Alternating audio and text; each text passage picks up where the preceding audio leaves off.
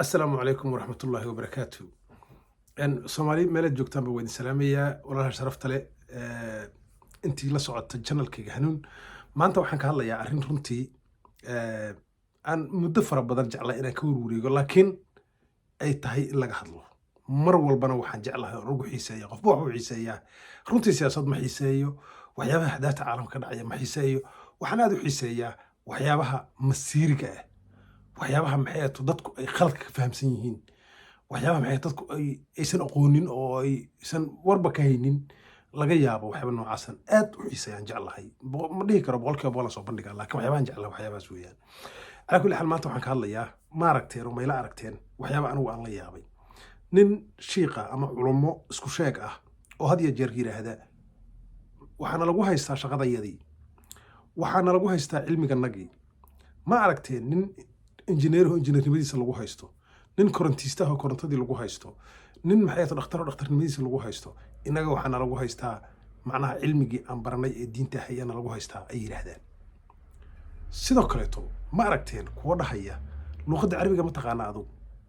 qofkii diin ka hadlaba luqadda carabiga ma taqaanaa maya luqadda carabiga ma aqaan see diin uga hadlaysaa luqadda carabiga ma taqaanid be allah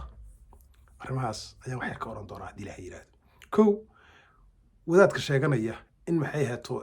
cilmigiisii lagu haysto oo maxay ahaato ii sheegeen shaqadiisii lagu haysto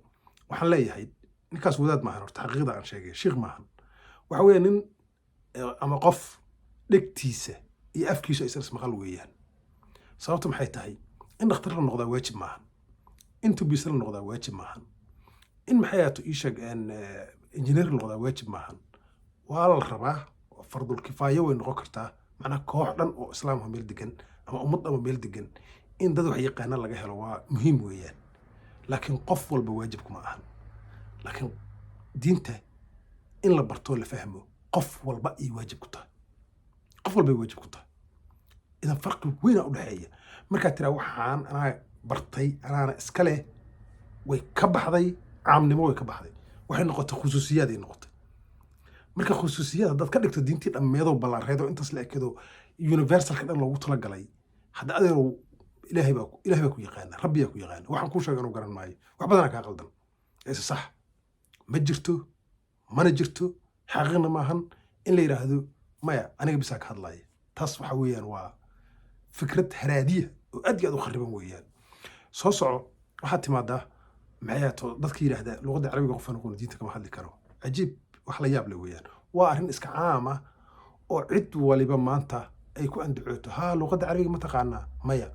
ma aqaano maxaa diinta uga hadlaysaa adiga maxaa kaa qaldan maba taqaanidi hadda waayahee waa addoonsi nooc addoonsi ka mida weeyaan haddii anigu aanan luqadda carabiga aqoonin haddii maxay ahayd qofka aan luqadda carabiga aqoon haddii diinta uusan innaba allah ka dhigee ka hadli karin macnaheedu waxa weeyaan qofkaan diinta weligii fahmi maa abadkeed fahmaa sababtoo qofka xorka ah oo bani aadamka xor ah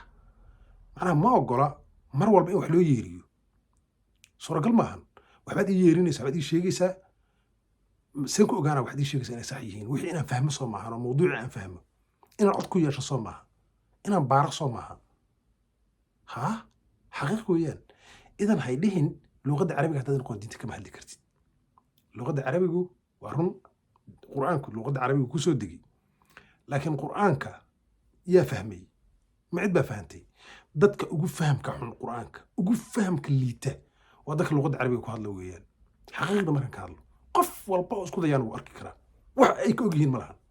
markaas waxay rumaysan yihiin waxa la oqonayo xagga wadaada kan yiri kana waa joraallo ay soo aruursadeen moogtahay hebel muxuu yiri meeshaan waadax weeyaan qur'aanka wax walba wuxuu uga hadlayaa si diiqa ah wallaahi wuxuu kala leexinayaa e iyo a uu kala leexinayaa xarafka macnaha in yar wax yar xataa hadday ku kala duwan yihiin uu caddaynaya qur-aanku laakiin carabi ma yaqaanaan waxay ka fahmeenna ma lahan way wareesheen dadka waaleen qofka hadli kara male qof yeeli kara male annaga bisa wax sheegi karna waxay ka dhigeen siyaasaday ka dhigeen qaacidada guud ee diinta islaamkuna sideedaba waxa weeyaan